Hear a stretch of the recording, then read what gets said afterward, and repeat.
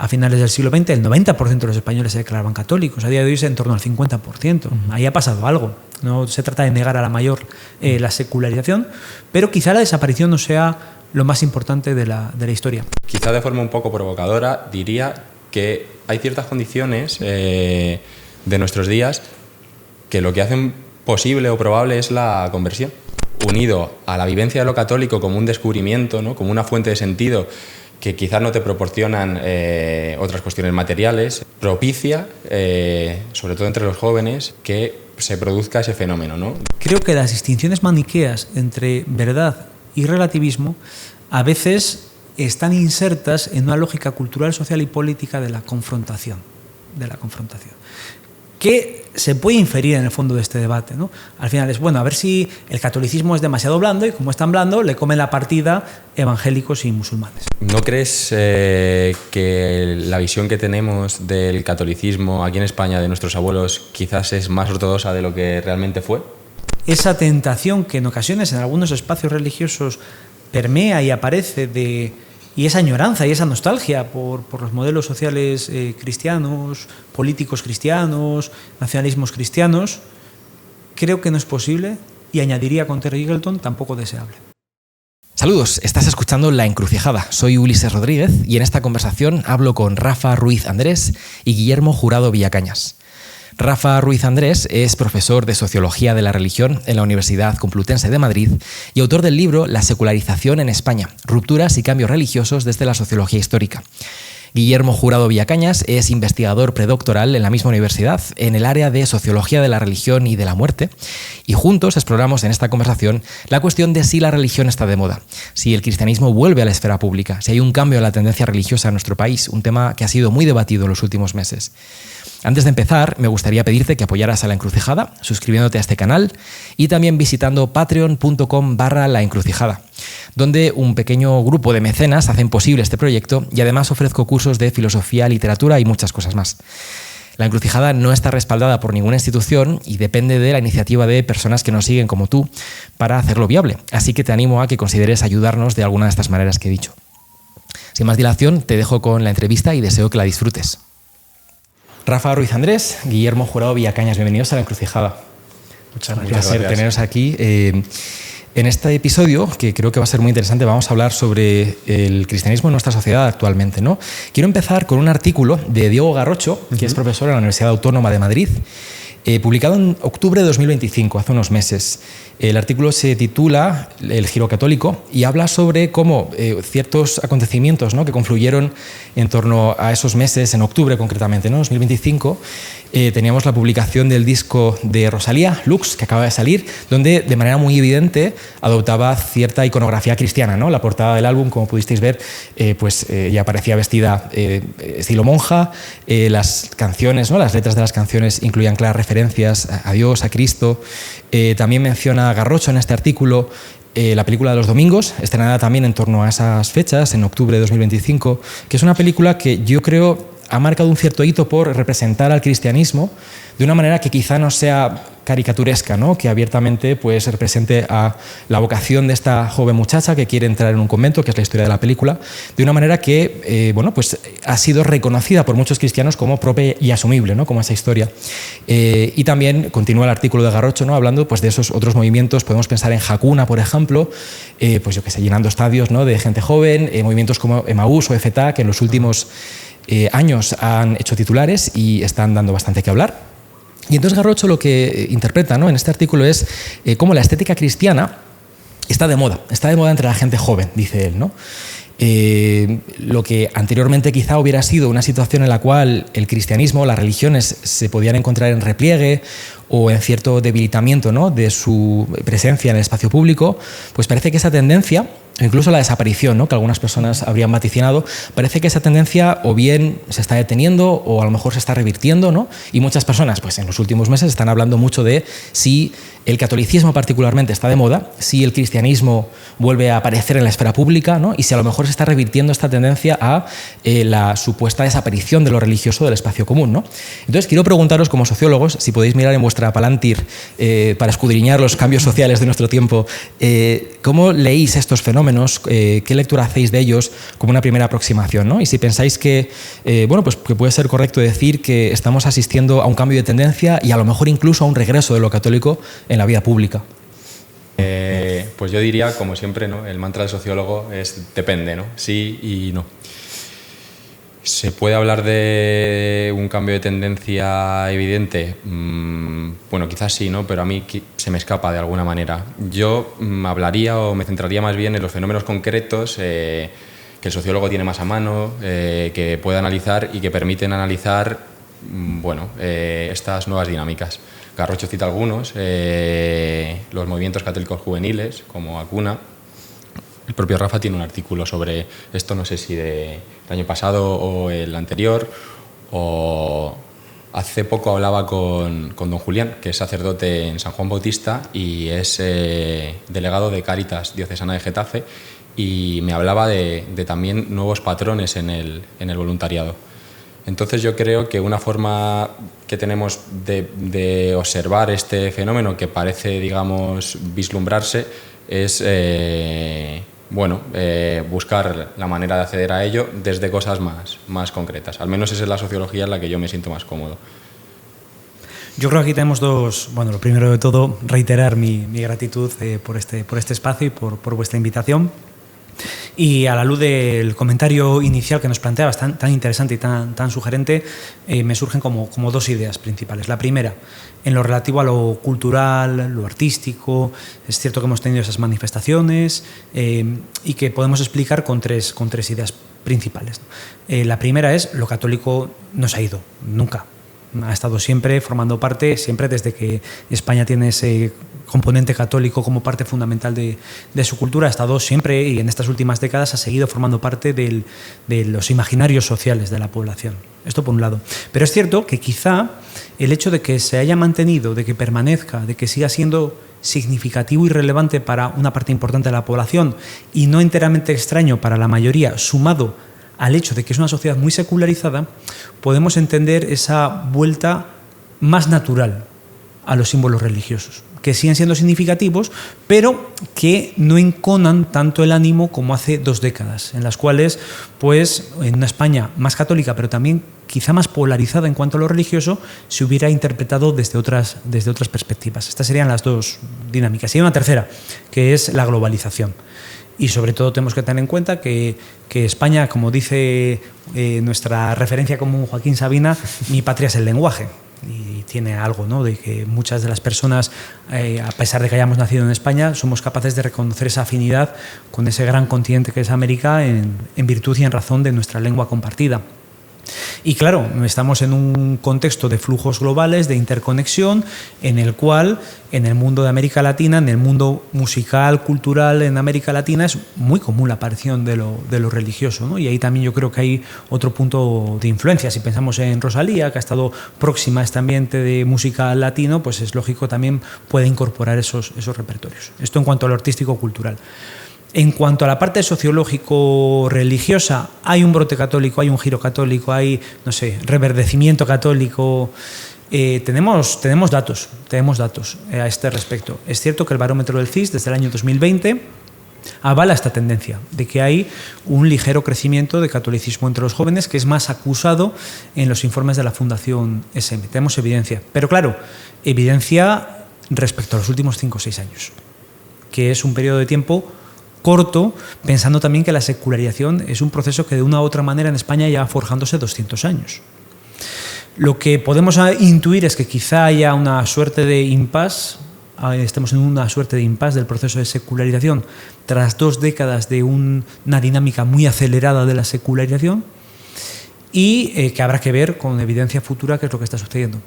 Pero creo, y seguro no me voy a expandir mucho más porque seguro que van surgiendo estas cuestiones, que parte del debate se está centrando en las cifras, y sobre todo en las cifras del catolicismo, porque es lo que más nos choca.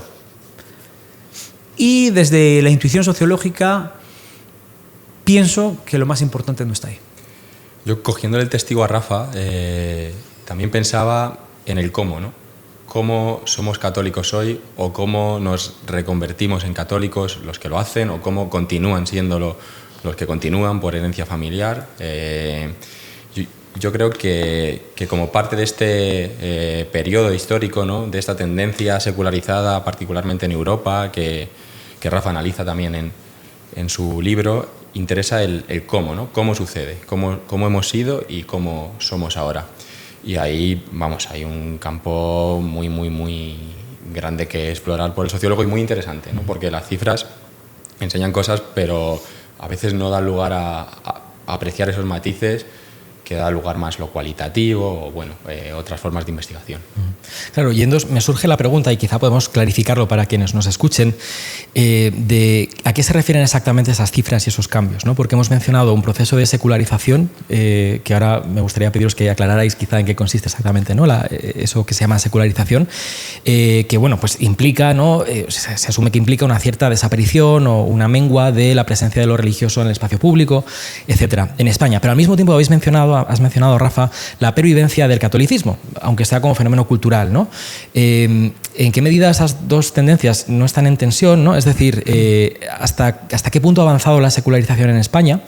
Y si el hecho de que perviva un catolicismo cultural no está en contradicción con el hecho de que avance la secularización. A lo mejor secularización significa precisamente que el catolicismo se convierta en un fenómeno cultural, ¿no? Y entonces eso me lleva al tercer lado de la cuestión, que es ¿qué significaría entonces un catolicismo que no es cultural, que es más que cultural, ¿no? Y cuando las cifras dicen que hay un repunte o que al menos se detiene esa tendencia a la baja, estamos hablando de qué exactamente, de que lo que antes era un catolicismo cultural ahora se convierte en un catolicismo más que cultural, sea lo que significa eso, que os lo dejo para que lo expliquéis, o significa simplemente que la tendencia secularizadora de nada de religión en el espacio público es la que se está deteniendo. No sé si entendéis un poco la pregunta, ¿no? ¿Hacia dónde va? Bueno, aquí hay como, dices la pregunta, las preguntas, además, todas de mucha enjundia. ¿Qué es la secularización? Pues es el tema de mi tesis, es, como dice la canción, casi más que amor es obsesión por la secularización, ¿no? Como sujeto de estudio, como objeto de estudio, y no lo tengo claro, es la conclusión a la que he llegado. No es falsa modestia, es realmente confesión.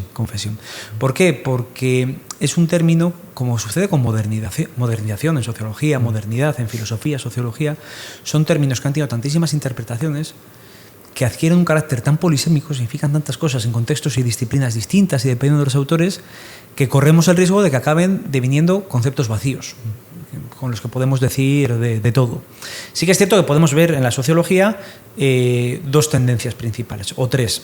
En los clásicos, en los que se intuye que el proceso de modernización tiene un impacto importante en el ámbito religioso, aunque no se utiliza de manera clara el debate de la secularización, como luego se articula. Luego tenemos lo que ha sido la vertiente fundamental de interpretación de la sociología y la sociología de la religión, que es la que se consolida en los 60-70, en la cual tenemos que pensar que en los años 60 es todo el debate de funcionalismo, estructuralismo, Parsons, todas esas escuelas de Estados Unidos, ¿no? Con visiones muy macro, muy panorámicas, entender cómo funciona la modernidad, y desde esa óptica se llega a la conclusión por parte de muchos sociólogos de que la secularización es algo así, lo voy a decir de manera así muy, muy sencilla, que a mayor modernización, menor religiosidad. De tal manera que cuando una sociedad empieza a industrializarse y tal, es cuestión de sentarse, tomar unas palomitas y esperar a ver cómo las cifras religiosas enseguida empiezan a minorar, a reducir. ¿Qué es lo que sucede? Lo que sucede es que tenemos el final del siglo XX, tenemos Irán, tenemos el descubrimiento de que muchos procesos de modernización no han implicado un proceso de secularización a la europea. Pensemos, por ejemplo, en países como toda América Latina, en las que ha habido procesos de modernización, en los que ha habido más bien un trasvase de lo religioso, de catolicismo a pentecostalismo, iglesias evangélicas. Pensemos en una sociedad como Emiratos Árabes Unidos, que es a nivel socioeconómico una sociedad plenamente moderna. A nivel político es otra cuestión, pero a nivel socioeconómico es una sociedad muy moderna, en la cual la religión tiene un peso fundamental. En Corea del Sur, por ejemplo, ¿no? En tantísimos sitios de nuestro mundo. Y la sociología en las últimas décadas ha revisado qué es la secularización para entender que esa relación entre modernización y religión no es unilineal, no es unidireccional, no implica siempre en todos los contextos lo mismo, y sobre todo, y aquí es donde enlazamos con toda la batería de preguntas, la desaparición de lo religioso es solo una cara potencial de la secularización. Y aquí está el debate. ¿Qué es lo que sucede?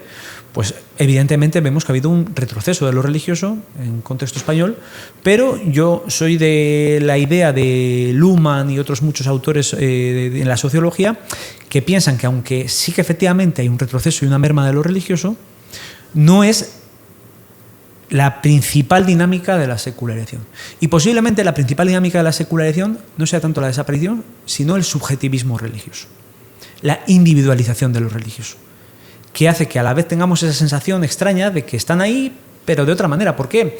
Porque las religiones, cuando se subjetivizan y se individualizan, siguen estando, pero pierden presencia pública, articulación pública. Me puedo declarar católico, pero a mi manera, no voy a misa necesariamente, o no hago muy explícita esa identidad católica, pero siguen ahí, en latencia, en latencia. Por eso te diría que, sin negar que ha habido un retroceso, una merma de lo religioso, las cifras lo avalan, a finales del siglo XX el 90% de los españoles se declaraban católicos, a día de hoy es en torno al 50%. Ahí ha pasado algo. No se trata de negar a la mayor la secularización, pero quizá la desaparición no sea lo más importante de la historia. Estaba revisando el otro día los datos del barómetro de religión y creencias en España. Claro, es interesante, ¿no? Porque si pensamos cuánta gente se declara no religiosa en España, tenemos una cifra superior al 40%. Pero si miramos otras preguntas, por ejemplo, ¿cuántas personas piensan que no hay ningún tipo de trascendencia? La cifra se reduce al 25%. Y aquí está todo lo que estamos hablando, ese panorama tan complejo.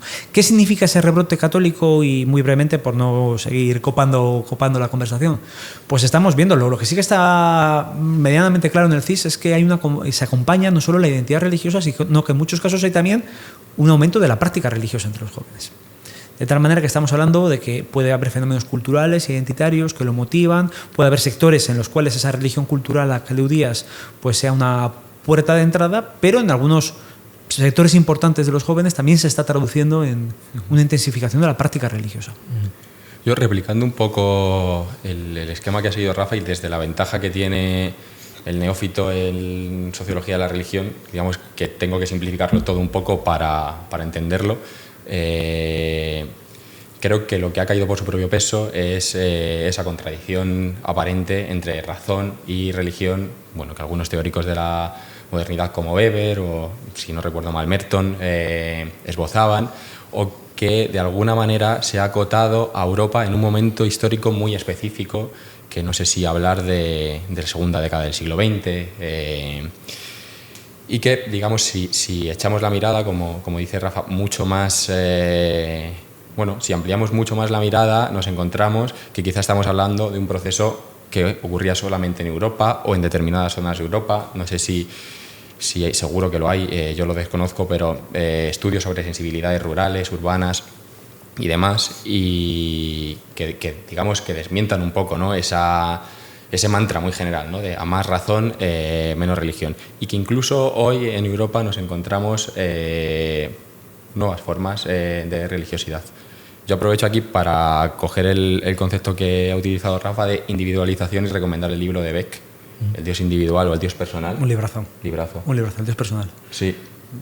Y que yo creo que da cuenta bien de este tipo de procesos, y que además es aplicable a otros muchos conceptos de sociología o de historia social, ¿no?, que sirve para analizar muchos otros procesos en el momento actual de modernidad tardía o posmodernidad, según el autor o la autora que utilice el término, en el que nos encontramos, en el que las cosas no son, digamos, tal como las habíamos pensado. Quizá antes tampoco lo fueran, ¿eh? Sí, una cosa que a mí me llamó mucho la atención de tu libro, Rafa, cuando lo leí, fue la distinción entre la cotidianidad, ¿no?, de cómo experimenta la gente la presencia o la ausencia de la religión, y las narrativas que se cuentan sobre ello, ¿no? Es decir, no es lo mismo el relato que todos compartimos y que nos contamos de vivir una sociedad que es más religiosa o menos religiosa, y que luego, de hecho, lo que la gente haga en su día a día se corresponda o no con esos relatos, ¿no? Y a veces incluso que los propios relatos den lugar a ciertas conductas y comportamientos, ¿no?, donde la relación no siempre es lineal, sino que las narrativas que nosotros nos contamos a veces se informan cómo nos comportamos y no al revés, ¿no? No es que las narrativas reflejen nuestra forma de vivir. Y entonces, claro, a mí me llamó mucho la atención, me pareció muy interesante cómo... al mismo tiempo que hay una pervivencia de, ya no diré lo religioso, sino lo espiritual, ¿no?, la espiritualidad de la gente que piensa que hay una trascendencia, aunque a lo mejor hay menos identificación con lo católico, ¿no?, al menos al tiempo que se da esa pervivencia de la búsqueda espiritual. Hay en España concretamente, en el caso español, creo que comentabas en el libro, narrativas que persisten muy fuertes, ¿no? Que son las que han sido motor de la secularización, hablando de, pues dabas líneas maestras diciendo que, que la religión es una cosa del pasado y está obsoleta y por lo tanto el progreso de la historia la va a dejar atrás, o hablando de cómo es incompatible, ¿no?, la religión con formas racionales de pensamiento, que son relatos, ya digo, que existen a nivel de las historias que nos contamos y luego se corresponden o no se corresponden con la forma en la que vivimos, ¿no? A mí esto me lleva a una pregunta, ya más como filósofo, me lo lleva a mi terreno, pero mi obsesión particular una de mis obsesiones es la pregunta de por qué, me parece a mí, una persona que nazca en el siglo XXI, es mi impresión, me corregís si no lo veis así, diríamos que hay más probabilidad, me parece a mí, de que esa persona, si ha nacido fuera de redes sociales católicas, que no tiene un contexto cristiano, digamos, no conoce a esa persona, ¿no? Pues no tiene familia creyente, cristiana practicante, va a una escuela pública y no tiene contacto con personas practicantes, ¿no? Me parece a mí que lo más probable es que esa persona tienda a no identificarse como religiosa, ¿no? Y aquí viene mi pregunta, no sé si como espiritual o no espiritual. El propio catolicismo tiene la postura de que todo ser humano, en cualquier cultura en la que se encuentre, en cualquier momento de la historia, va a tender a preguntarse y a buscar a Dios, ¿no? A preguntarse por Dios y a buscarle, porque es como la actitud por defecto de nuestra naturaleza. Pero bueno, yo me pregunto, ¿no?, ¿en qué medida pensáis vosotros pues que es probable, por las circunstancias en las que vivimos, que una persona no se considere afiliada cristiana? Y sobre todo, ¿por qué? Que es la pregunta a la que voy, ¿no? Es decir, ¿qué hay en nuestras prácticas, en nuestras narrativas, en nuestro ambiente? ¿Qué es lo que hace que una persona en el siglo XXI no vaya a tender a ser cristiana, pero hace 200 años, 300 años, que es lo que me interesa, ¿no? Uno estudia la historia de la filosofía y todos los filósofos tienen a Dios todo el rato en la boca, ¿no? Están siempre hablando de él. Parece que asumimos que antes la gente era mucho más religiosa y no. ¿Qué es lo que ha cambiado a nivel de prácticas, de las cosas tangibles de nuestra vida, ¿no?, de nuestro entorno? Fíjate que creo que la pregunta que articula mi tesis y el libro es una pregunta, bueno, aquí pasa como lo que dice Picasso, todas las buenas ideas o son copia o estás mintiendo, básicamente. Y en este caso, esta pregunta no es mía, es una pregunta de Charles Taylor. Otro libro fundamental, no sé si como libro de noche, porque es un tocho importante, sí. Que es La Era Secular, que en español se publicó en 2 volúmenes. La Era Secular de Charles Taylor. Y él inicia con una pregunta que a mí me cautivó. Me cautivó porque es una cuestión interesante sociológica e históricamente. Porque en el fondo, si lo piensas, es una anomalía histórica, que es cómo se transita desde una sociedad en la cual era virtualmente imposible, dice Taylor, no creer en Dios. Pensamos en la Europa del año 1500, es la que pone él como punto de partida, a otra sociedad como la nuestra, en la que Dios no es solo una posibilidad, sino que es una posibilidad más compleja que otras para ser afirmada. Y esa es la gran pregunta que articula La Era Secular, y es una pregunta que en mi libro y en la tesis y en parte de mis publicaciones siempre ha estado como pregunta de fondo, porque es realmente una cuestión que atañe a un interrogante importantísimo sobre cómo se articula la modernidad y cómo eso se transmite al día a día. También, de nuevo, preguntas muy, muy sugerentes. Me parece fundamental lo que señalabas de esa idea de la importancia y de la centralidad de los discursos. Y de hecho, siempre he tenido como muy claro que una parte del proceso de secularización es discursivo, frente a otras explicaciones sociológicas que lo centran de nuevo en ver cuánto se moderniza, cuánta renta per cápita, cuánta educación. No, yo creo que hay una parte discursiva. Si no, es difícil explicar claramente por qué Europa y Estados Unidos, siendo 2 contextos modernizados en el sentido clásico, han seguido trayectorias distintas en cuanto a lo religioso. Si no incorporas una variable cultural, discursiva, cómo se concibe por esa sociedad lo religioso. Si no, es difícil entender por qué países muy afines a muchos niveles, como son España, Portugal e Italia, tienen diferentes ritmos de secularización. Es muy difícil. Es muy difícil si no incorporas cómo la gente percibe lo religioso y qué narrativas se cuentan en cuanto a lo religioso. Y en España, claramente, gran parte del relato de lo que es la modernización tiene un componente de es lo que no es la religión, ¿no? Por muchas cosas, por no solo las bases ilustradas que están en el relato de la modernidad, sino por el propio recuerdo de la experiencia franquista y del régimen franquista, que en cierto modo ha emponzoñado esa visión de lo católico, ¿no? Porque lo católico fue un elemento fundamental de división entre los españoles y luego de bendición de un régimen que se proclamaba como tal, ¿no? Aunque luego efectivamente la historia es más compleja de lo que eran las bases católicas y su posicionamiento con el franquismo, sobre todo a partir de los años 60. Y simplemente también una consideración importantísima sobre lo que hacías. ¿Es más probable ser no religioso que ser religioso? Sí. Sí, eso tenemos bastante evidencia al respecto.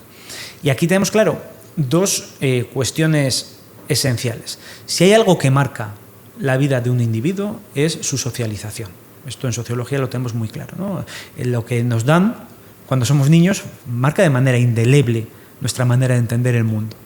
Y aquí la sociología habitualmente ha distinguido entre socialización primaria y socialización secundaria. ¿Qué es lo que tenemos en España? Una socialización primaria, que es aquella que se da en el ámbito de la familia principalmente, en la cual la presencia de lo religioso es cada vez menor. Y aquí tenemos bastante evidencia sociológica al respecto.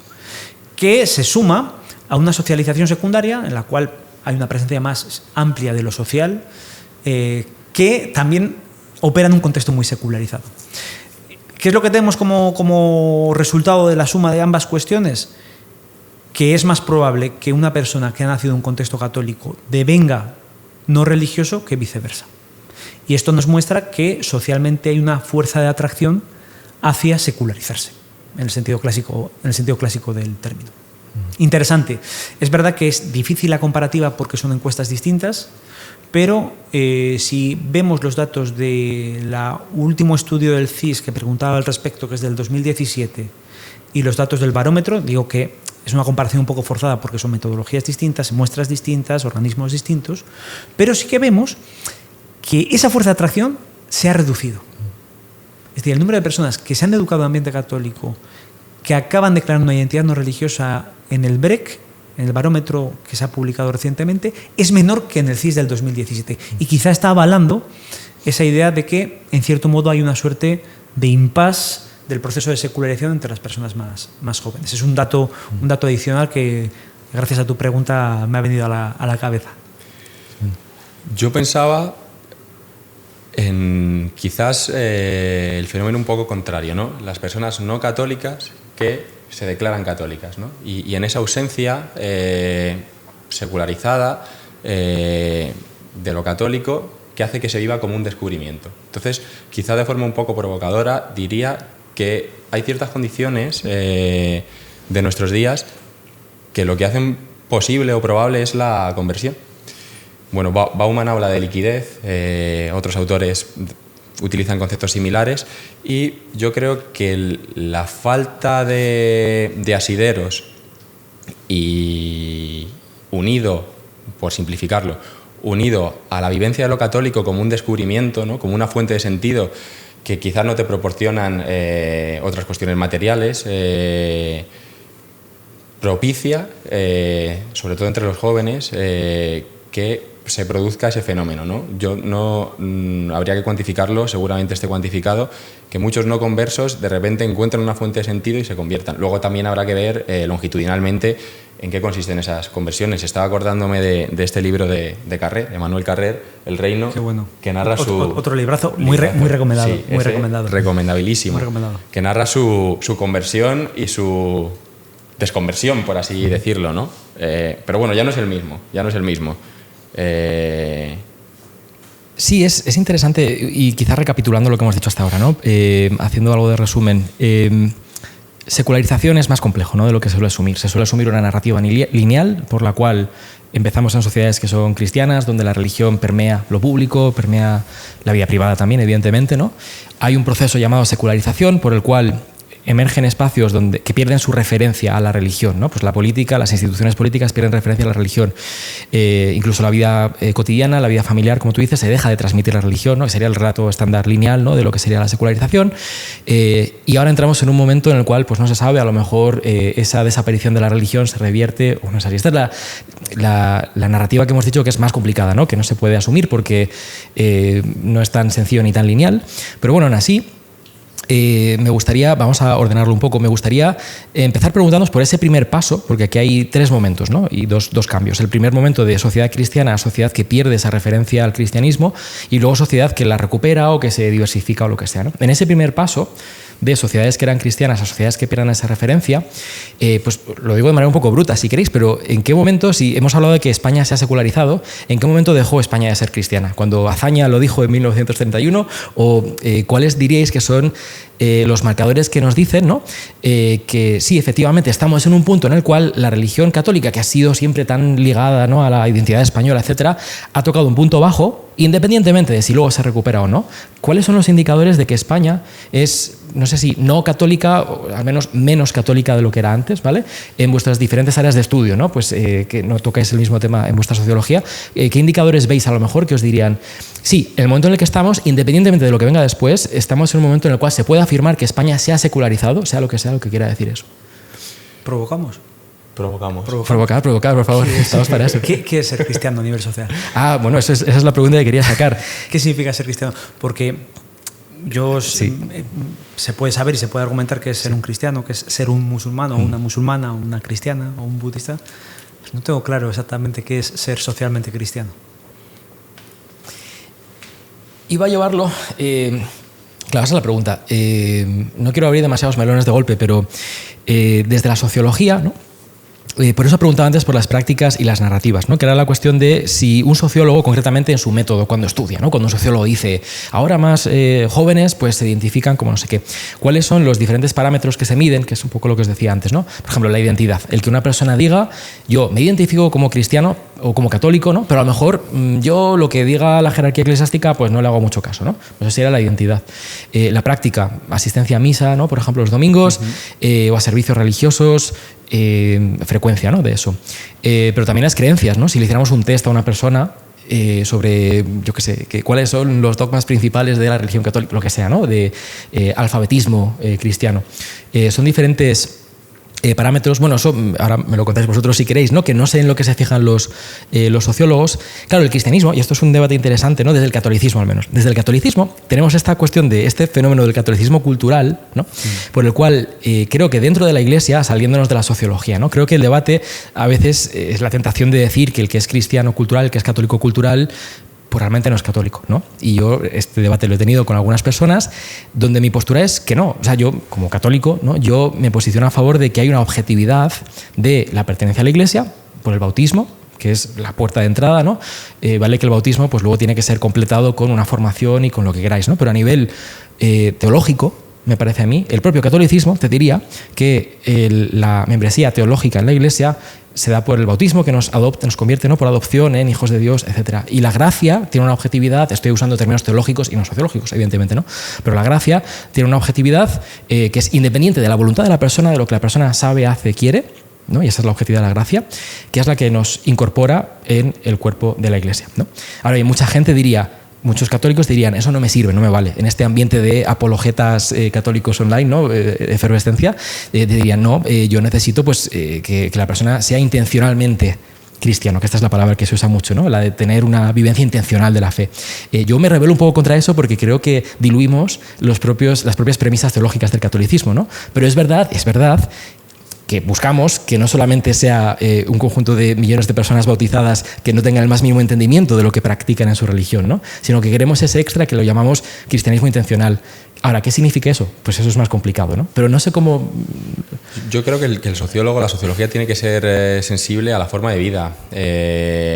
Y no, de ese lado estaría un poco de parte, desde un punto de vista distinto, metodológico, del parte de ese catolicismo más dogmático, ¿no?, de cómo se vive la fe, pero no desde la misma óptica, desde luego. Porque, digamos, declarar ser católico, aparecer en una estadística de bautizo, evidentemente conforma un plano, pero ¿en qué se traduce eso? ¿En qué dinámicas sociales se traduce? Un poco respondiendo a la pregunta y también dejo a Rafa completar, que tendrá muchas más datos y muchas más cosas en la cabeza. Yo creo que lo numérico es un dato y es un dato evidente, ¿no? Pues la caída de bautizos, o el hecho de que bautizarse no sea un rito de paso obligado, como lo era en otros momentos, que era impensable no bautizar, en España me refiero. Pero bueno, hay otras partes de la vivencia que también pueden darnos indicadores de cómo esto está cambiando, de cómo se vive ahora. No sé qué se te ocurre a ti, Rafa, sobre eso. Es muy interesante. Pensaba que no íbamos a discrepar en nada, pero en esto vamos a discrepar, yo creo. Vamos a discrepar. Lo primero, como siguiendo lo que decía Guillermo, ¿cómo medimos sociológicamente el grado de religiosidad de una población? Pues habitualmente las dos variables fundamentales, las dos preguntas fundamentales que se repiten en casi todos los estudios, insuficientes sin duda, pero una aproximación a la realidad, son identidad, es decir, cómo esa persona se autoidentifica. Y a veces te dicen, no, pero si no es practicante. Digo, ya, pero esto es sociología, esto no es aquí no es juzgar teológicamente lo que hace o no hace la gente. Si una persona sociológicamente se declara como católico, no tengo motivos para desconfiar de que esa persona se declare como católico, sino más bien si me dice que es católico y cree en el karma, que normativamente entraría en contradicción, sociológicamente constatamos e intentamos entender qué dinámicas y mecanismos están explicando socialmente que dos conceptos procedentes de tradiciones distintas aparezcan entrevesados en la misma persona. Entonces son identidad y práctica religiosa, que es la práctica habitualmente medida, en el caso de España, en el barómetro del CIS, por la frecuencia de asistencia a los oficios religiosos. Es cierto que tienen muchos problemas estas preguntas, entre ellos que están muy pensados para entender la realidad religiosa, que es muy amplia, desde una óptica cristianocéntrica. Porque, por ejemplo, en el Islam la práctica sigue otros parámetros. No hay nada como una práctica semanal. La práctica está más guiada por la oración diaria o está más guiada por el cumplimiento de Ramadán. La práctica se articula de otra manera. Y esto si no hablamos de religiones de matriz oriental, en la cual identidad y práctica tienen otra perspectiva. Entonces diría esto, que es una aproximación, pero siempre es una aproximación que necesita ser complementada con la teoría sociológica y con los estudios cualitativos, que nos dan una percepción más densa, una descripción más densa de lo que es la sociedad. Y es muy interesante la pregunta que estabais y el debate que estáis planteando, ¿no? sobre el catolicismo. Es interesante y me surgen como varias reflexiones de diferentes disciplinas y de diferentes perspectivas. Si me voy a la terminología weberiana, el planteamiento que presentabais haría que el catolicismo pasara de ser una iglesia a una secta, en terminología weberiana, ¿no? Porque al final la iglesia, siguiendo las ideas de Weber, tiene esa vocación de la transversalidad social. Y yo creo que a lo largo de la historia ha habido esa vocación dentro de lo que es la propia iglesia, de la Iglesia Católica, también con las sombras que ello conlleva, ¿no? Que a veces ha habido conversiones forzadas, persecuciones, inquisiciones, que tiene que son consecuencia, ¿no? de ese intento de llegar a toda la sociedad y de homogeneizar en cuanto al catolicismo. Pero claro, el dilema que se le plantea al catolicismo ahora mismo es que en un contexto de secularización quizá es una respuesta obvia, evidente, el intentar congregar y marcar que el que está dentro es un verdadero creyente católico, pero pierde esa vocación eclesial de una otra manera e incluso pierde la vocación católica. Que católico es universal, ¿no? Es esa idea de la transversalidad del catolicismo. Por eso me parece un dilema interesante y creo que es uno de los retos de la Iglesia, porque luego, claro, tú hablas con diferentes personas que quizá entrevistas, ¿no? No tienen una adhesión muy profunda al catolicismo, pero el hecho de haber tenido una experiencia puntual con la Iglesia hacen que se sigan identificando como católicos, ¿no? O que no se hayan sentido expulsados de esa comunidad, a pesar de que pues luego su vida vaya por otros derroteros. Yo cambio mi rol momentáneamente por el de entrevistador y... Pero bueno, ¿esto qué es? Usurpación. De funciones. Y te planteo una pregunta, Rafa. ¿No crees que la visión que tenemos del catolicismo aquí en España de nuestros abuelos quizás es más ortodoxa de lo que realmente fue? Aquí, en caso de duda, la respuesta está en Weber. Y Weber dice que esto es un cuestionamiento a la mayor de la secularización. Dice que realmente en todas las sociedades de la historia el número de personas realmente religiosas ha sido reducido, que es lo que llama Weber los virtuosos religiosos. Y tu pregunta es muy pertinente y conecta con esa reflexión de los clásicos. De tal manera que cabría preguntarnos qué es la secularización, otra vez más, ¿no? Porque Weber ya ve, claro, Weber ve que los virtuosos religiosos, es decir, aquellas personas que realmente se creían y profesaban y practicaban y se imbuían de ese contenido religioso, han sido siempre una minoría. Y ahí la pregunta, ¿por qué la sociedad es cristiana? Claro, una sociedad cristiana en muchas ocasiones implica que la religión ha trascendido lo que es el marco puramente religioso y en contacto con la estructura social, diríamos en sociología, ha acabado también derivando una suerte de paraguas, barniz cultural. Un historiador británico lo llama el cristianismo discursivo, para diferenciarlo del cristianismo practicado. Es decir, al final hay una sociedad que se identifica como cristiana con ciertas referencias de esa religión, con ciertas estructuras de esa religión, pero no significa que sea necesariamente religiosamente cristiana. Y por eso también podemos entender que muchas sociedades que se han denominado cristianas a lo largo de la historia, si se las juzgara desde una óptica normativa de lo que es el Evangelio, de lo que es el cristianismo, pues costaría que pasaran la prueba, ¿no? A mí me sugería, es que me parece muy interesante, en ese cuestionamiento de la narrativa lineal que he expuesto antes, donde empezamos en sociedad cristiana, que pierde esa referencia religiosa y que luego lo recupera. Ese primer paso a mí me parecía cuestionable, es decir, cómo de cristianas eran las sociedades anteriores, ¿no? Y una cosa que me sugería, quizá como hipótesis, no lo sé, es que a lo mejor lo que ocurre es que en la época moderna, la modernización que mencionabas antes, ¿no?, está muy ligada a surgimiento del Estado en torno a un territorio, una lengua, una estructura política concreta que homogeneiza a sus habitantes, a su población, ¿no? Y entonces identifica pues, que los franceses son católicos y viven bajo una monarquía absoluta y los prusianos van a ser luteranos, tal, ¿no?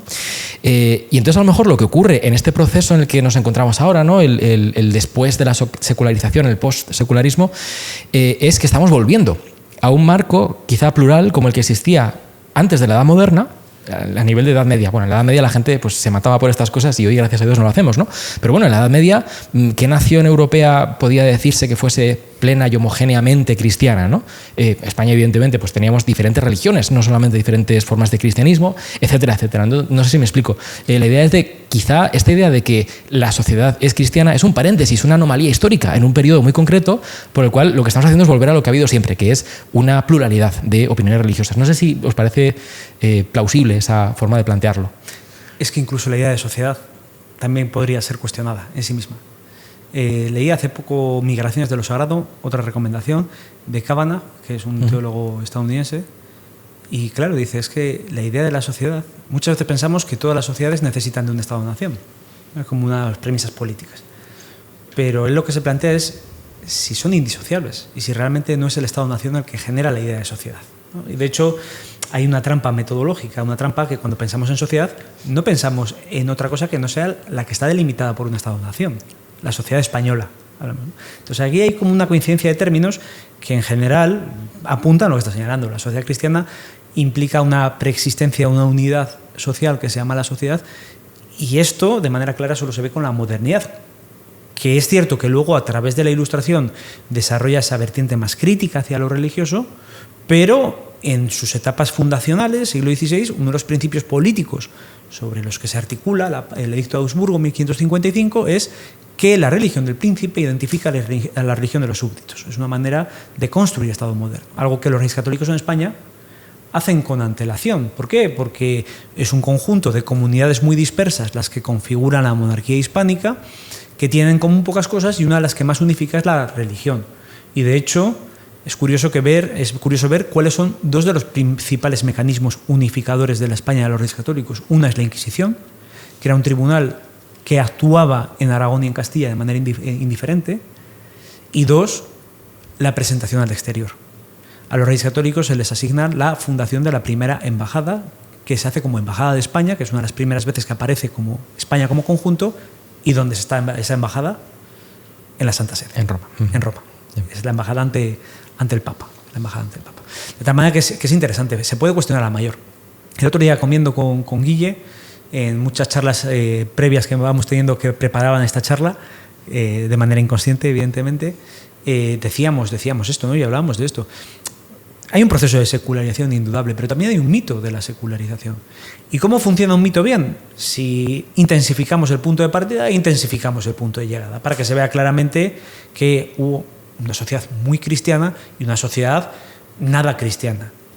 Y quizá a lo mejor la pregunta es que ni tanto ni tan calvo, ¿no? Como se dice en español. Ni la sociedad a lo mejor era tan acríticamente cristiana y tan sencillamente cristiana, ni la actual es tan sencillamente no religiosa. A nivel narrativo, y bueno, quizá como tesistas lo sabemos bien, Rafa ya dejó la etapa de tesista atrás hace bastante Tesista tiempo. de tesis doctoral. Vale. A nivel narrativo yo creo que a veces sí, conviene congelar y caricaturizar un poco las posturas para darle potencia al argumento. Pero luego todo admite muchos matices y yo creo que es una de las potencialidades de la teoría de la possecularización o del concepto de possecularización, no sé cómo llamarlo, que te permite ser sensible a lo empírico, a lo histórico, a las manifestaciones concretas y luego a partir de ahí siempre pues hay una construcción conceptual que tiene que perder algo y poner digamos un rasgo por encima de los demás, no de forma subjetiva tampoco, quiero decir, es una decisión de quien se encarga de teorizarlo, pero el acceso a la realidad histórica concreta y al fenómeno concreto te da, digamos, te abre siempre la caja negra, ¿no? Como diría Bruno Latour. Uh-huh. Sí, aún así, claro, los relatos sobreviven en tanto que relatos, ¿no? De si nos secularizamos, no lo resistimos, ¿no? La secularización. Entonces, por decirlo de manera más provocadora, quizás os lanzo la pregunta de si pensáis, es decir, aunque digamos que sea más complejo, ¿no? Antes de la modernidad había más pluralismo, después hay más homogeneidad, pero ¿en qué medida pensáis que es posible luchar por ese modelo homogéneo en el cual pervive la religión como algo ligado a lo público? Es decir, ¿en qué medida es posible resistir? Porque hablamos, resistir la secularización, me refiero, porque hablamos, yo por lo poco que me he asomado a escritos, literatura sociológica, se habla de la secularización como este proceso impersonal, imparable, muchas veces suena, ¿no? En el modo en el que se habla de él, como si fuera algo fatalista, que no puedes hacer nada, ¿no? Por el dinero, porque es la marcha de la historia. Y claro, yo me pregunto, bueno, existen narrativas que compiten en nuestro tiempo, claramente a nivel político, a nivel religioso, que intentan resistir la secularización y que intentan mantener ese modelo intermedio que hemos dicho, que es el de la religión permea la vida pública, la vida privada, ¿no? Intentan evitar eso. ¿Creéis que es posible? La pregunta es, ¿creéis que es posible resistirse a esa secularización, volverse a la edad moderna, ¿no? Mantener esa modernización de homogeneidad, Estado, lengua, nación, religión? Pero hablamos de una defensa, de una resistencia política. Bueno, yo pienso siempre más a nivel de comunidades, comunidades religiosas particulares que intentan evitar esos procesos desde lo local, ¿no? De manera más... Porque a mí, yo pensaba, bueno, ¿por qué habría, ¿no? ¿Por qué habría que resistirse?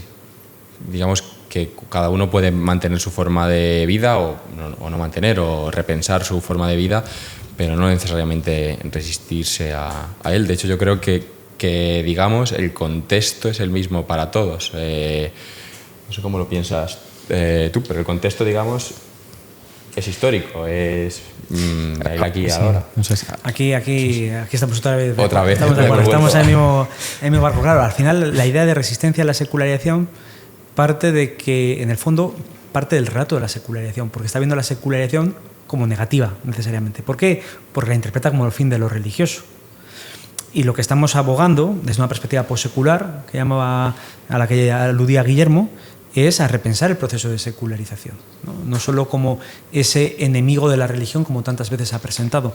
Y aquí nos remitimos a la perspectiva postsecular. ¿Qué es lo que nos dice Habermas? Habermas, que es el creador del término, ¿qué es lo que añade de nuevo esta postsecularidad? Pues es repensar lo que es nuestra condición secular más allá de los relatos secularistas. Y también frente a los fundamentalismos, que es el otro gran reto y la otra gran enemigo que puede abogar por una homogeneización social partiendo de lo religioso. Y aquí vemos el reto mayúsculo que implica en nuestras sociedades a día de hoy el nacionalismo cristiano, frente al cual el Papa está teniendo pues una palabra bien clara, ¿no? El peligro que tiene el nacionalismo cristiano. Claro, ¿qué es lo que dice Habermas? Lo possecular no es acabar con la secularización, porque la secularización ha tenido sus excesos discursivos, pero también tiene parte de los logros de la modernidad.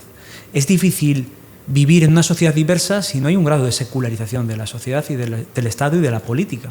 Es imposible legislar para la diversidad. Y eso yo creo que es bueno. Y no solo creo que es bueno, sino que es necesario, porque la sociedad española de hoy no se parece en nada a la sociedad española de hace 40 años. De tal manera que los modelos políticos y las ideologías y los debates de hace 40 años no sirven para la sociedad actual, en la cual estamos hablando, dependiendo de la estimación, que entre un 8 y 12% de las personas profesan una fe distinta de la católica. Y son españoles. Son religiones españolas, porque están en España y las practican españoles. Tenemos más de un 40% de la población que se declara no religioso, y hay un elenco de espiritualidades.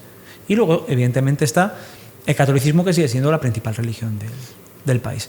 De tal manera que esa tentación que en ocasiones en algunos espacios religiosos permea y aparece y esa añoranza y esa nostalgia por los modelos sociales cristianos, políticos cristianos, nacionalismos cristianos, creo que no es posible, y añadiría con Terry Eagleton, tampoco deseable. Uh-huh. Yo aquí voy a hacer de Sócrates, me toca. Sócrates, sabéis que se llamaba a sí mismo mosca cojonera, era su labor, ¿no? Ir por Atenas molestando a la gente, haciéndole preguntas, o tábano, decía que era un tábano. Pero bueno, ¿por qué habría que resistirse, no? Voy a dar razones a la contra, a ver qué me decís, qué opináis.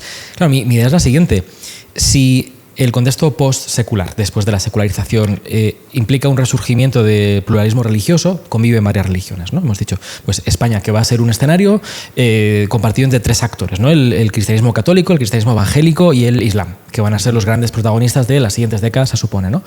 Bien, esos tres actores religiosos son actores con una energía misionera intrínseca, diría yo, es decir, que aspiran a la conversión de otras, a multiplicarse, a replicarse, ¿no? A hacer más de sí mismos, a convertir a otras personas. Y digo convertir en el sentido más neutro posible, no sé si hacer prosélitos o si simplemente pues, compartir de una manera tolerante, amable, ¿no? el mensaje que uno cree, pero creo que hay una energía propia, tanto en el Evangelio como en el propio Islam, que implica, ¿no? esa marcha y esa expansión. Y entonces me pregunto en qué medida sería fundamentalismo, simplemente decir que esas religiones van a aspirar, incluso en un contexto plural, a convertir a otras personas, en qué medida el pluralismo de hecho está en tensión y en contradicción con esa aspiración a la universalidad que caracteriza al cristianismo y al islam, ¿no? Que son religiones enviadas a todo el mundo, a todo el cosmos, ¿no? a la conversión de la ecumene, de la totalidad de la sociedad, y en qué medida, para adaptarse al marco plural, esas religiones estarían diluyendo su propia identidad y traicionando al menos ese impulso evangélico misionero, llámese como quiera, que creo que las caracteriza, ¿no? Sí, la pregunta de fondo es si es posible mantener la cohesión en una sociedad fragmentada religiosamente, ¿no?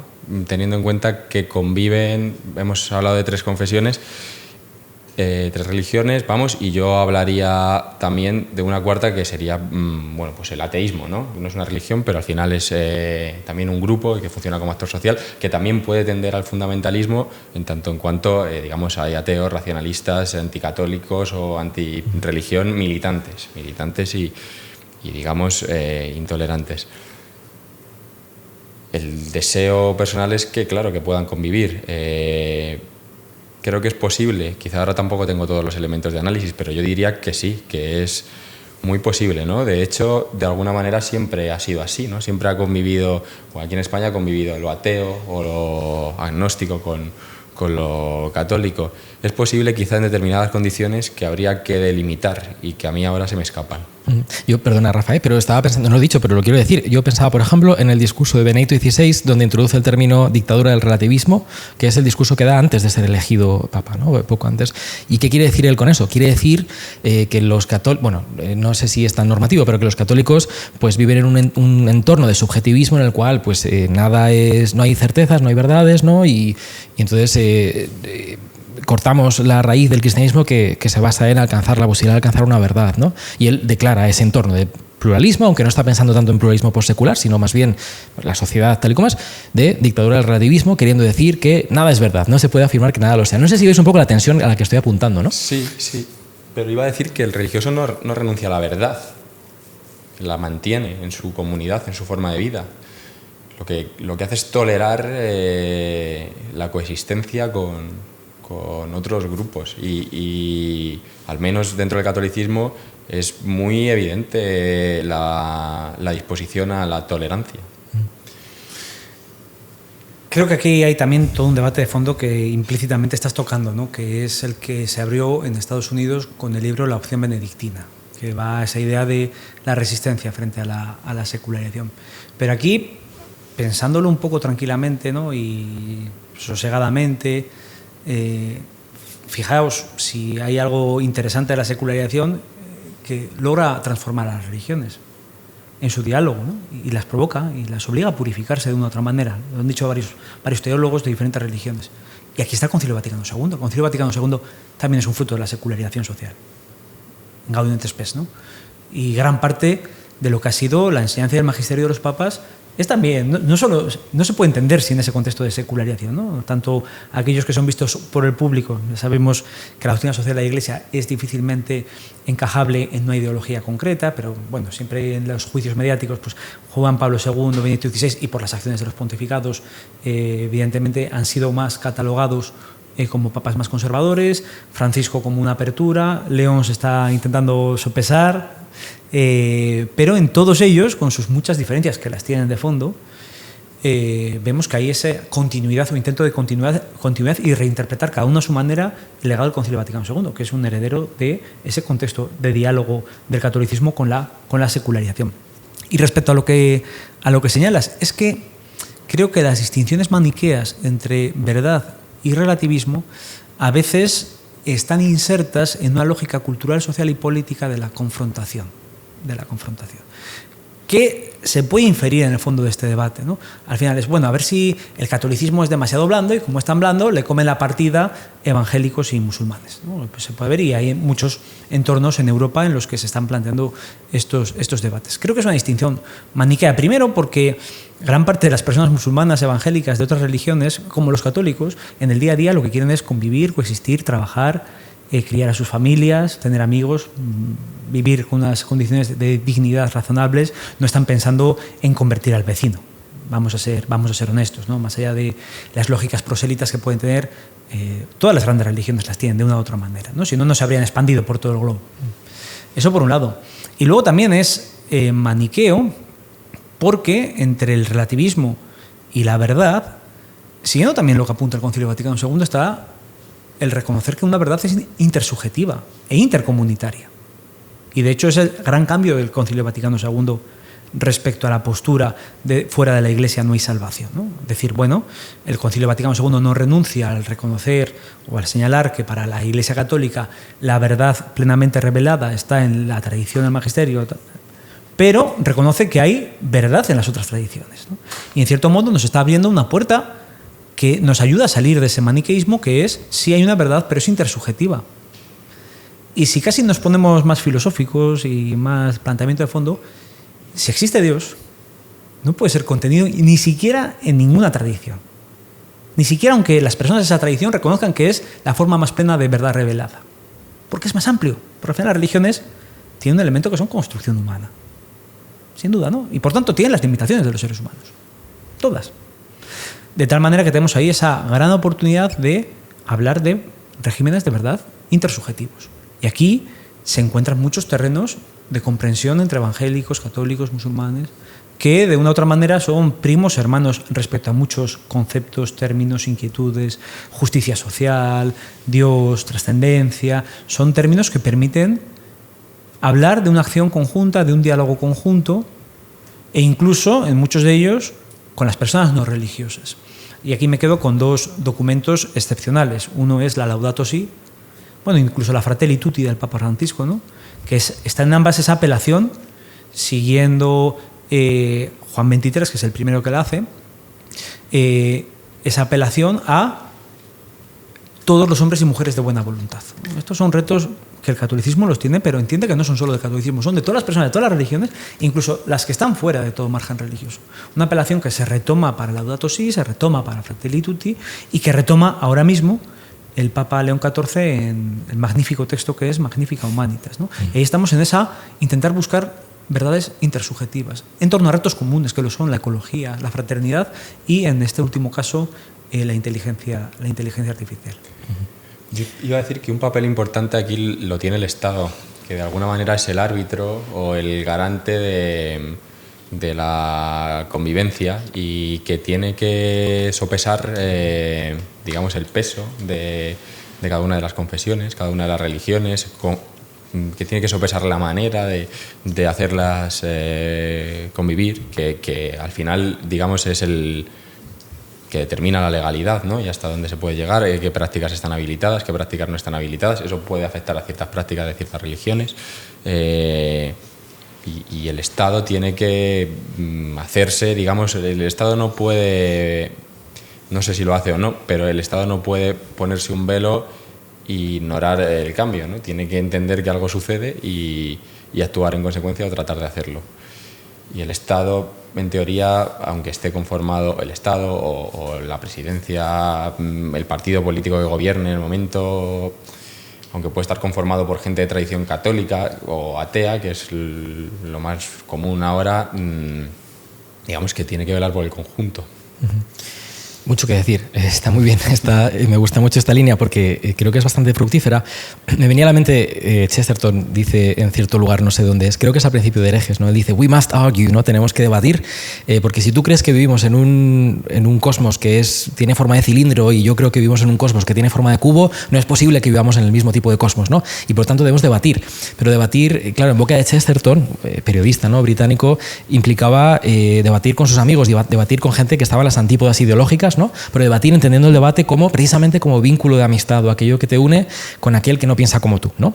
Donde, claro, yo me pregunto si la diferencia de opiniones, pero no de opiniones, sino de algo que va más allá de las opiniones, puede no solamente ser confrontación o fuente de confrontación, sino fuente de amistad cívica también, ¿no? Que esa es un poco la pregunta. Pero, por ejemplo, no es posible que Jesucristo sea el Hijo de Dios, decir, Jesucristo es el Hijo de Dios. Esa afirmación es aceptable para un cristiano evangélico católico, pero no para un musulmán. Y no es posible que Jesucristo es Hijo de Dios y que no lo es, sean verdad al mismo tiempo. No sé si me explico, ¿no? Son incompatibles. Pero claro, la pregunta es, lo que estamos tocando de fondo, efectivamente, como mencionabais, es toda la historia de la Iglesia Católica, de cómo, de los siglos XIX, XX en adelante, de cómo la Iglesia ha ido abriéndose a la tolerancia de la opinión disidente, ¿no? La emergencia de un Estado que no es católico, o sea, la tolerancia del Estado civil que emerge como algo separado e independiente de la Iglesia Católica como tal.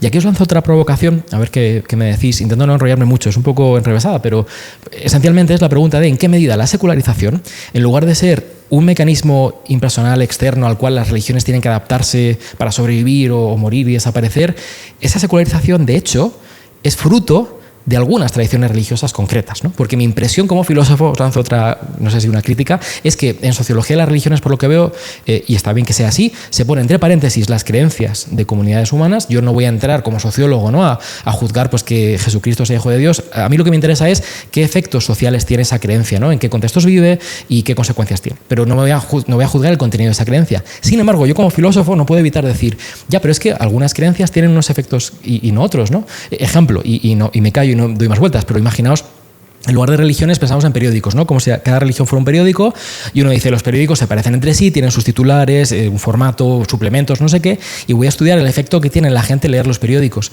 Bien, pero es que el efecto que tiene en la gente leer periódicos dependerá de qué esté leyendo, porque diferentes periódicos defienden ideas muy diferentes. Y entonces el efecto que tiene sobre mí leer un periódico no es solamente que soy más culto y leo más, sino que las ideas que yo absorbo son unas o son otras. Y entonces me pregunto, ¿en qué medida la emergencia de la secularización es fruto no de cualquier tradición religiosa, sino concretamente de la cristiana, ¿no? No digo que yo la comparta, pero una tesis defendida a menudo es que la emergencia de lo secular, la autonomía relativa de las realidades terrenas, pues el hecho de que el Estado y la política tengan que perder referencia el Estado y la política pierdan referencia a la religión, son propias de tradiciones protestantes, por ejemplo, ¿no? Las tradiciones luteranas, calvinistas, ¿no? Y entonces, ¿en qué medida la secularización no es algo externo que le llega al cristianismo y al islam y otras religiones a lo que nos tenemos que adaptar, sino que es el fruto de la propia pervivencia de ideas teológicas cristianas a lo largo del tiempo? Al igual que la subjetivización de la fe, de la religión, también puede ser el fruto, porque es una vivencia muy protestante también de la fe, ¿no? No sé si me entendéis, como vuelta a la tortilla de esa idea de la secularización. Sí, totalmente. Yo creo que totalmente. La secularización tal y como la debatimos y tal como la comprendemos no es un elemento que se pueda explicar sin el cristianismo. Y de hecho, y aquí me voy a Pierre Bourdieu, las estructuras sociales y nuestros marcos mentales funcionan por una magia que nos generan, que es la magia de neutralidad. El mundo en el que vivimos lo asumimos como el mundo y tendemos a pensar que es neutral. Pero, desde una perspectiva crítica, ves que ni la secularización ni la laicidad son elementos neutrales, en muchos ámbitos, y no son elementos neutrales en cuanto a lo religioso. Ejemplo concreto. y también a nivel de provocación. En el caso de la laicidad francesa, la laicidad francesa se aplica igual diciendo a una niña que tiene que guardarse la cruz para entrar a una escuela pública que diciéndoselo a una persona musulmana que tiene que desvelarse. Y si nos vamos al nivel emocional, afectivo, lo que implica no tiene la misma implicación para una niña cristiana guardarse una cruz debajo de la camiseta que a una niña musulmana obligar a desvelarla, a quitarle el velo. Eso nos demuestra que la concepción y los conceptos que están detrás de esa idea de neutralidad y de laicidad están hechos no sé si de raíz, yo creo que de raíz, pero al menos en diálogo con el cristianismo. Se han ido modelando mutuamente. Aquí está el debate principal, porque yo creo que el reconocimiento de esta realidad tiene una derivada potencialmente peligrosa, que es el negar la potencialidad de las demás religiones para coexistir con la secularización, que es otro de los argumentos de parte del espacio político. El Islam es imposible que conviva con un contexto de secularización. Otras religiones, los budistas, me da igual, ¿no? Digo el Islam porque es un objeto particularmente, es un elemento particularmente sensible en el debate político. Y aquí yo me voy a Vela, me voy a Hans Joas, diciendo que el hecho de que la secularización y la laicidad, tal y como las conozcamos, hayan nacido principalmente y tengan los sesgos del cristianismo, y concretamente el cristianismo protestante, como decías, no significa que las demás religiones no tengan secularidad potencial. Vela y Joas nos hablan de que en gran parte todas las grandes religiones, entre ellas el Islam, entre ellas el budismo, comparten un elemento que simplemente lo enuncio, porque si nos metiéramos sería objeto de otra conversación, que llaman la axialidad. Una serie de valores que, si los deconstruimos, están en el fondo de la secularización y los encontramos en el cristianismo: la autonomía, la ética, la idea de que los hechos son una parte del esquema de salvación y de la trascendencia, ¿no? Y la ética, que no es simplemente un esquema cosmológico religioso en el cual un rey hace un acto colectivo y se expía a toda la multitud. Bueno, hay elementos que están detrás de la constitución del cristianismo, que están detrás, aparecen luego en la filosofía moderna y en los marcos seculares, y que las encontramos también en el Islam, en el budismo, en todas las grandes religiones, ¿no? Y desde esa idea, que me parece muy interesante para ser pensada, hablan que todas las grandes religiones comparten un sustrato ético que es axial, y por tanto en todas hay modernidades posibles. Y en todas hay posibilidad de diálogo con la modernidad y con la secularización. De tal manera que yo haría esas dos perspectivas complementarias. Sí, tal y como concebemos la secularización y la laicidad, evidentemente hay un pozo del cristianismo y un peso del cristianismo, pero esta afirmación, desde mi punto de vista, sostenido teóricamente, no implica que las demás religiones no sean capaces de tener un diálogo vis a vis con la modernidad e incluso de generar sus propios marcos de modernidad. Yo también, no sé si tu pregunta, Ulises, iba por ahí. No sé si te referías a si existen elementos en las distintas religiones, ¿no? En la fuente de sentido, no haciendo una enmienda a la totalidad, pero si existen elementos en las distintas religiones potencialmente erosivos dentro de, bueno, pues sí, de las distintas religiones. Quizá sí, quizá los hay. Quizá lo que sea erosivo es la combinación, ¿no? de ciertos aspectos más fundamentalistas, dogmáticos, para el conjunto, ¿no? Si tenemos en cuenta que el conjunto va a ser un conjunto diverso.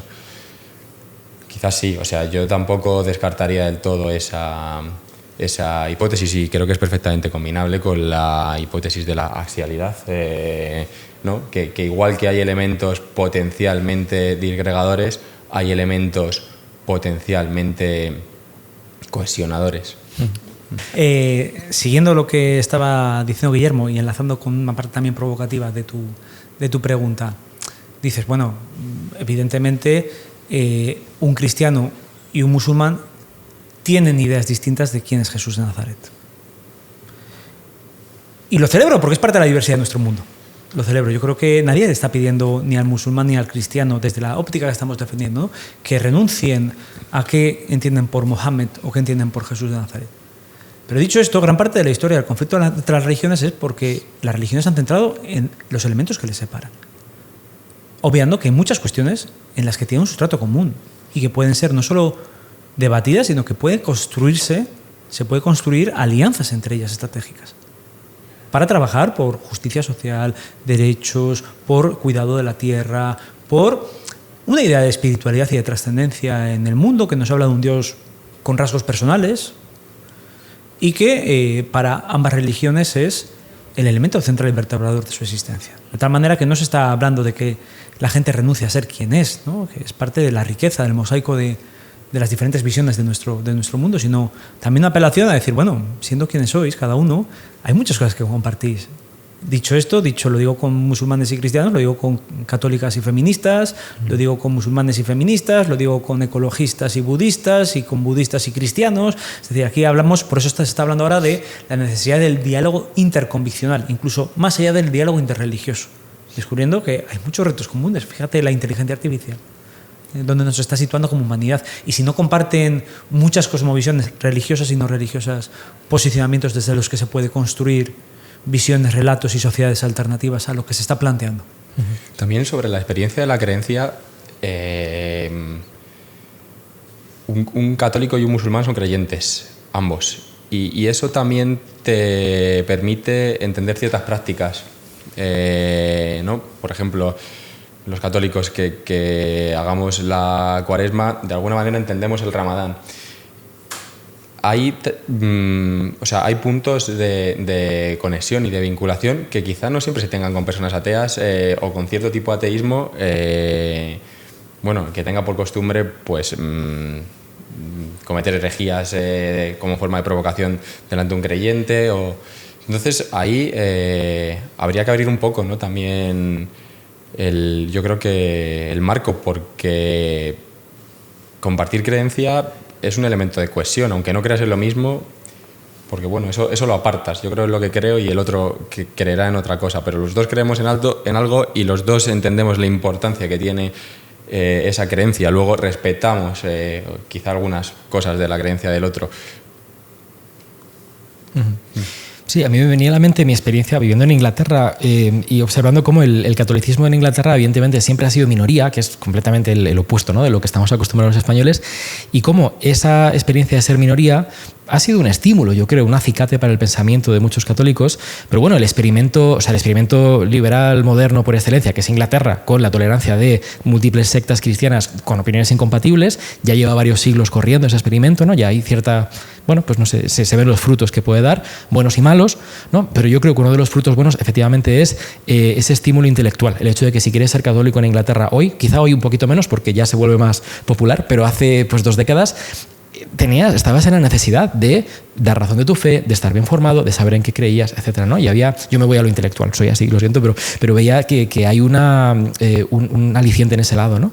Y entonces me pregunto, y con esta pregunta concluyo, ¿cuáles son las promesas que puede ofrecernos el pluralismo religioso para el catolicismo español del siglo XXI en el cual nos adentramos, ¿no? Una sociedad postsecular. Estamos grabando esto apenas días de que venga el Papa León XIV a España de visita, pero al mismo tiempo, hace apenas unos días, hubo un gran evento, Franklin Graham, que es el hijo de Billy Graham, un gran predicador evangélico estadounidense que llenaba Vista Alegre, ¿no?, de cristianos evangélicos.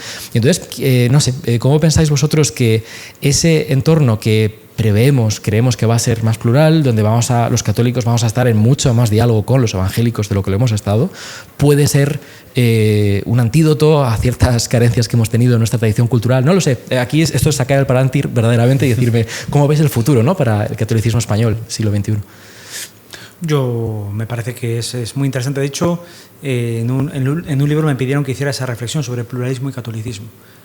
Y me surgen como varias reflexiones finales. Primero, aparte de todo lo que venimos hablando, ¿no?, de la verdad, que la verdad es intersubjetiva, eso no significa que tú renuncies a la verdad que profesas, pero entender que hay gran parte de la verdad se construye en comunidad y más allá incluso de tus propias comunidades de creencias, ¿no? Y siguiendo con lo que decía Guillermo, convivir con otras personas no solo es un reto y un estímulo para trabajar juntos, sino que también te permite saber mejor quién eres.